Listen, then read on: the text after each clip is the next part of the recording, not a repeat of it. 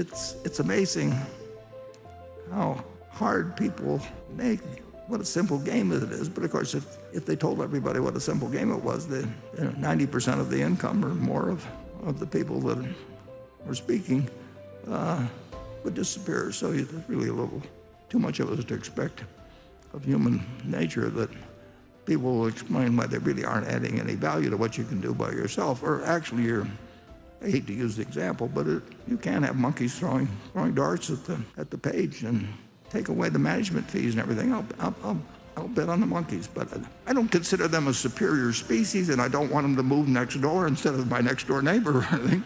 But that is the way it's just the way it has to be. Well, frequently in the wealth advisory business, the way it used to be, you go to your investment advisor and you say, "What should I do to protect myself for the future?" And he says, "Why don't you give me $50,000 of your net worth now? That's my contribution to your future." It's a peculiar business.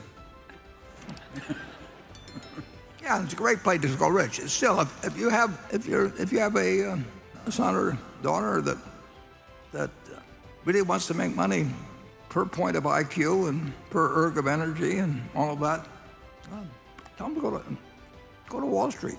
I mean, don't have them enter the priesthood or anything. I mean, if that's what it self-selects.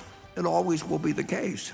I mean, there's no reason to despair about humanity because they behave in their self-interest. They may not actually be behaving in their self-interest over time, but they, are they happy or who the hell knows? But if they just want to make money,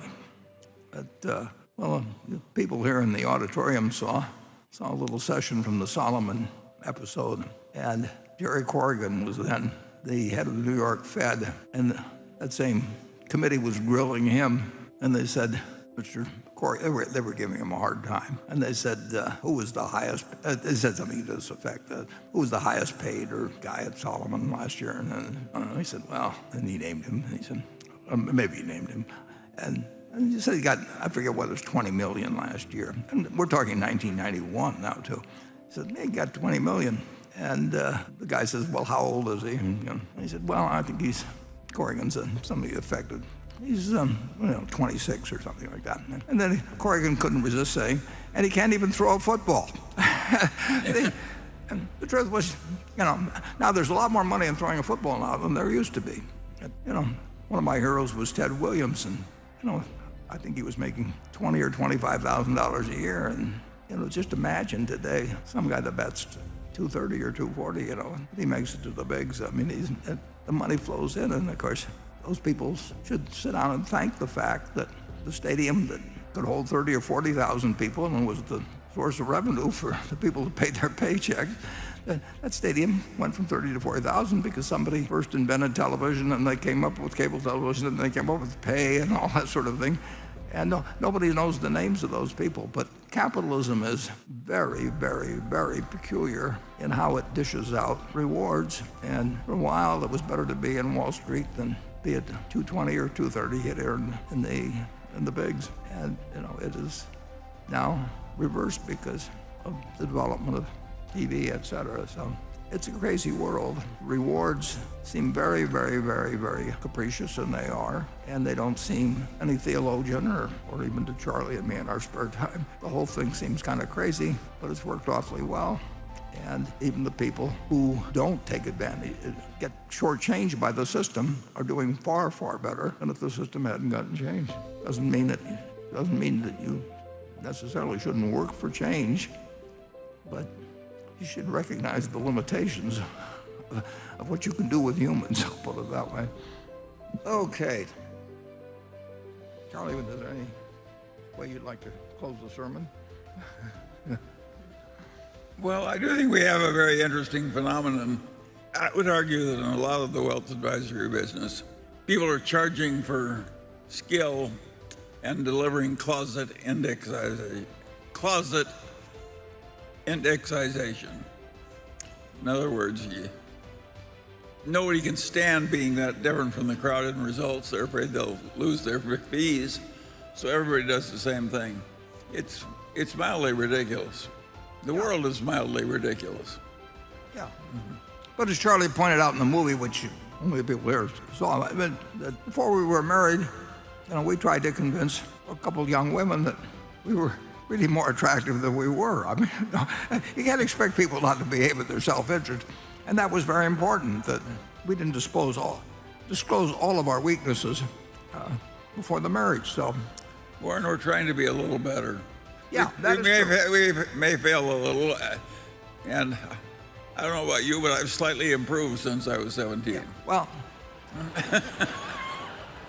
Well, that's a really interesting point, because if fortune has just showered you with all kinds of good things, you ought to be a better person in the second half of your life than the first half. I mean, really should not be asking too much of people if they've won the ovarian lottery and all kinds, they're born in the United States and all kinds of good things have happened to them, and you've had a chance to see how stupid you were in all kinds of things you did.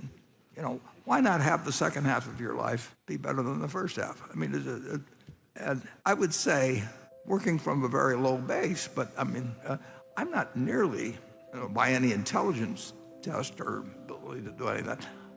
I haven't learned anything, but you do learn certain things only by interacting with people.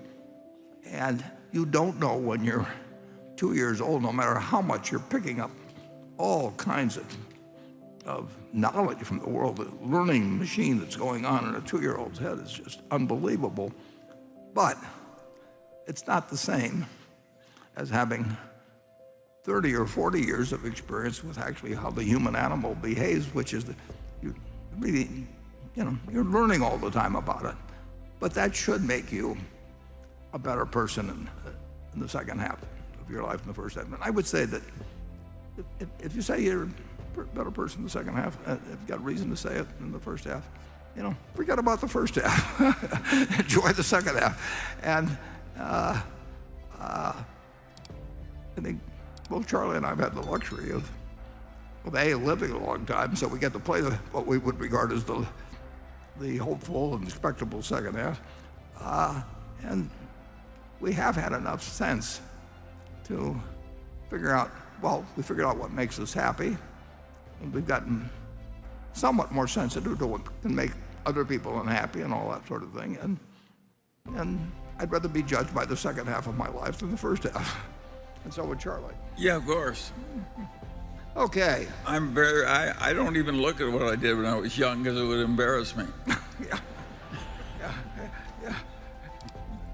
Okay. Any of you who wish to quiz Charlie on specifics can do so later.